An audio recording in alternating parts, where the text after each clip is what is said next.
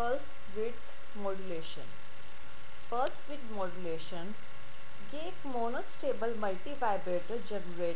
Generating pulse का diagram है। जो हमारी पल्स विड्थ मॉड्यूलेशन होती है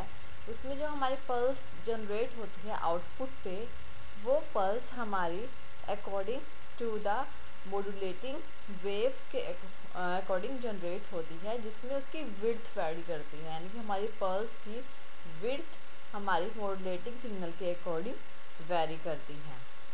अगर हम इसके पहले जनरेटिंग डायग्राम को देखें तो सबसे पहले हम अपनी ये हमारा T1 हमारा ट्रांजिस्टर 1 है, जिसमें से हमने एक ट्रिगर पल्स बेस पे दी है। यानी हमने ट्रांजिस्टर के बेस पे ट्रिगर पल्स दी है। ये ट्रिगर पल्स हमारे ट्रांजिस्टर के बेस पे जाती है और हमारा ट्रांजिस्टर 1 ऑन पोजीशन में होता है। स्टेबल स्टेट में अपने सर्किट को अचीव करने के लिए सबसे पहले हमारा ट्रांजिस्टर 1 ऑफ स्टेट में होता है और ट्रांजिस्टर 2 ऑन स्टेट में होता है। लेकिन जब ट्रिगर पल्स देते हैं तो हमारा ट्रांजिस्टर 1 ऑन स्टेट में आ जाता है और हम अपना मॉड्यूलेटिंग सिग्नल इनपुट सिग्नल से वैरी करवाते हैं। यानी यहाँ से हम अपना मॉड्यूलेटिंग सिग्नल वैरी करवाते हैं। बेस से हमारा यहाँ से हमारा ट्रिगर पल्स जा रही है, यहाँ से हमारा मॉड्यूलेटिंग सिग्नल जा रहा है और हमारा ट्रांजिस्टर 1 इस टाइम पे ऑन स्टेट में है। इस टाइम पे जो C1 है, यानी कि C1 जो हमारा कलेक्टर पॉइंट है, ये वाला कलेक्टर पॉइंट, इस टाइम पे जो हमारा C1 है उसकी जो वोल्टेज है वो फॉल हो जाती है और जो ट्रांजिस्टर 1 है उसमें से जब करंट ड्रॉ होना पास होता है, यानी करंट ड्रॉ करता है, पास करता है, तो हमारा कलेक्टर करंट भी फ्लो, कलेक्टर में भी करंट फ्लो होना स्टार्ट हो जाता है। और जो हमारा ट्रांजिस्टर 2 का बेस है, जिसको हमने B2 से डिनोट किया है, ट्रांजिस्टर 2 का जो बेस है इसकी वोल्टेज भी फॉल होना स्टार्ट हो जाती है और इस टाइम पे हमारा जो ट्रांजिस्टर 2 है वो ऑफ कंडीशन में है। और उसके बाद जो हमारा कैपेसिटर है, जो हमारा इन दोनों के बीच में कैपेसिटर लगा हुआ है, वो VCC रजिस्टर के थ्रू चार्ज होना स्टार्ट हो जाता है और ये VCC और रजिस्टर के थ्रू हमारा कैपेसिटर कम्प्लीटली चार्ज करता है। और एक पर्टिकुलर टाइम बाद जब हमारा कैपेसिटर कम्प्लीटली चार्ज हो जाता है, जो हमारी सप्लाई वोल्टेज है, यानी कि रजिस्टर कैपेसिटर टाइम है, वो कांस्टेंट हो जाती है और चार्जिंग नेटवर्क के बाद हमारा ट्रांजिस्टर 2 ऑन स्टेट में आ जाता है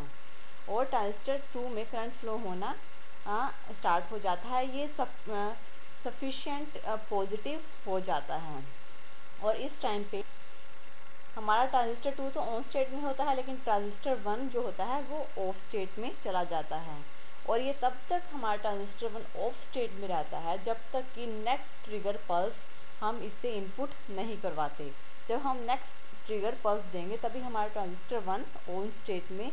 आएगा और जो हमारी कुछ वोल्टेज होती है वो रजिस्टर यानी RE के अक्रॉस जनरेट होती है और ये जो हमारी RE के अक्रॉस जो वोल्टेज जनरेट होती है वो डिपेंड करती है हमारे एमीटर करंट पे, जो कि हमारे सिग्नल वोल्टेज के थ्रू कंट्रोल होती है, जो कि हमारे ट्रांजिस्टर सिग्नल वोल्टेज जो कि हमारे ट्रांजिस्टर 1 के बेस से दिया जाता है, उससे हम इस एमीटर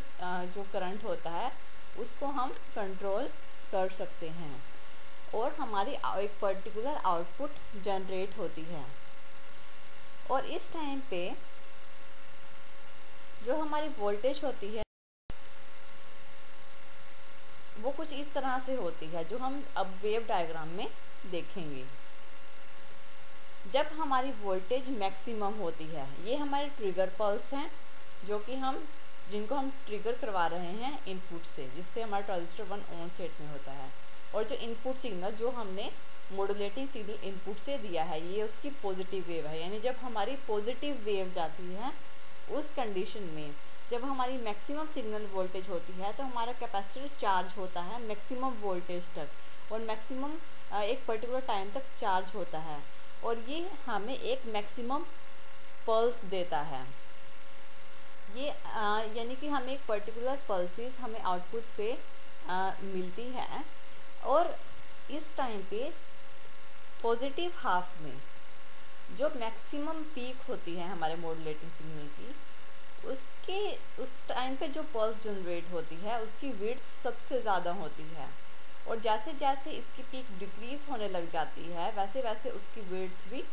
डिक्रीज़ होने लग जाती है। और सेम कंडीशन जब हम नेक्स्ट ट्रिगरिंग पल्स देते हैं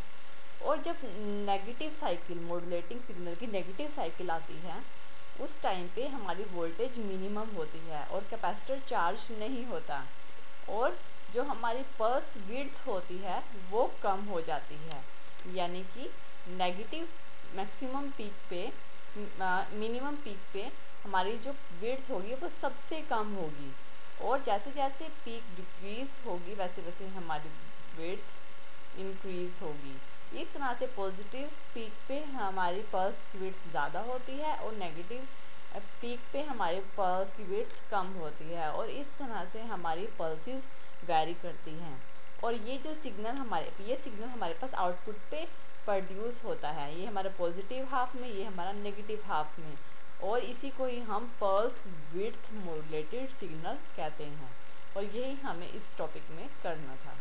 ये है pulse width modulation. Thank you.